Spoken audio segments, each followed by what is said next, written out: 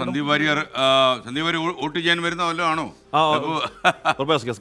സന്ദീപ് വാര്യരുടെ തത്സമയ ദൃശ്യങ്ങളാണ് കാണുന്നത്. എന്തായാലും ഈ ജിഫ്രി മുത്തുക്കോത്തങ്ങളെ കാണാൻ വേണ്ടി എത്തിയ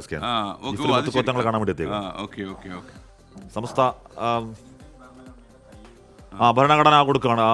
ഭരണഘടനയുടെ ഒരു പതിപ്പ് ജിഫ്രി മുത്തുക്കോത്തങ്ങൾ കൈമാറുന്നു സന്ദീപ് വാര്യർ. ഈ തെരഞ്ഞെടുപ്പിന്റെ അവസാന ലാപ്പിലേക്ക് എത്തിയപ്പോൾ സന്ദീപ് ഉണ്ടാക്കിയ എന്താണ് കളം മാറ്റം വലിയ രാഷ്ട്രീയ നറേറ്റീവായി, രാഷ്ട്രീയ ചർച്ചയായി.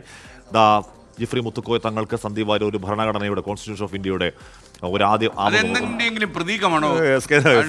മനസ്സിലായില്ല. ഇന്നിപ്പോ തെരഞ്ഞെടുപ്പ് ദിവസം രാവിലെ ജിഫ്രി മുത്തുക്കോയ തങ്ങൾക്ക് ഇദ്ദേഹം ഒരു ഭരണഘടനയുടെ പുസ്തകം കൊണ്ട് കൊടുക്കണമെങ്കിൽ അതിന് ഒരർത്ഥമല്ല, 1000 അർത്ഥമുണ്ടല്ലോ.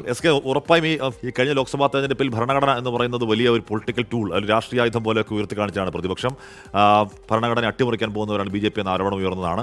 ബി ജെ പിയിൽ നിന്ന് കോൺഗ്രസിലേക്ക് എത്തി സന്ദീപ് വാര്യർ ആ ഭരണഘടനയെ ഹൃദയത്തോട് ചേർക്കുന്നു. ആ ഹൃദയത്തോട് ചേർക്കുന്ന ഭരണഘടന ജിഫ്രി മുത്തുക്കോയ തങ്ങൾ കൊടുക്കുകയാണോ എന്നറിയില്ല. കെ പി നൗഷാദ് അലി, നമ്മുടെ ചാനൽ ചർച്ചകളുള്ള സജീവമായ കെ പി നൗഷാദ് അലിയാണ് സന്ദീപ് വാര്യർക്കൊപ്പം ജിഫ്രി മുത്തുക്കോയ തങ്ങളെ കാണാൻ വേണ്ടി എത്തിയിരിക്കുന്നത്. ഇന്നലെ ഈ സമസ്തയുടെ അവരുടെ മുഖപത്രത്തിൽ LDFന്റെ പരസ്യം, അതിന് ഞങ്ങൾ ആർക്കും വേണ്ടി വോട്ട് ചോദിക്കില്ല എന്ന ജിഫ്രി മുത്തുക്കോയ തങ്ങളുടെ പ്രതികരണം ഒക്കെ നമ്മൾ കണ്ടതാണ്.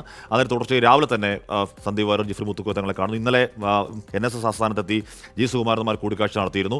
അപ്പോൾ ഒരു പുതിയ രാഷ്ട്രീയ മാറ്റത്തിന്റെ തുടർച്ചയിൽ പല സമുദായ നേതാക്കളൊക്കെ പോയി കാണുകയാണ്. ഇപ്പോൾ സമീർ ബിൻ കരീം നമുക്കൊപ്പം ചേരുന്നുണ്ട്. Sameer, good morning. പറയൂ സമീർ.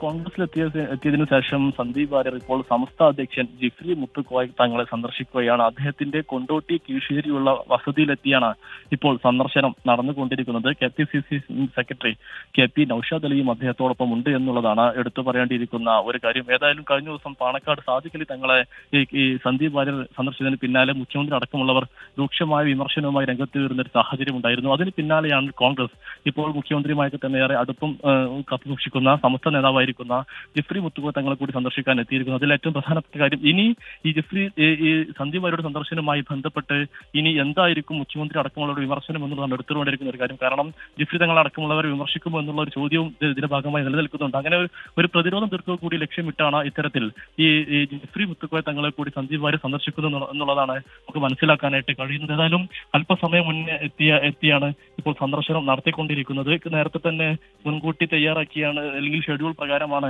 ഇങ്ങോട്ടേക്ക് എത്തിയത് എന്നുള്ളത് നമുക്ക് മനസ്സിലാക്കാനായിട്ട് കഴിയുന്നത്. ഏതായാലും സന്ദർശനം ഇപ്പോൾ പുരോഗമിച്ചുകൊണ്ടിരിക്കുകയാണ്. സമീർ സി മുഹമ്മദാണ് വിവരങ്ങൾ നൽകിയത്.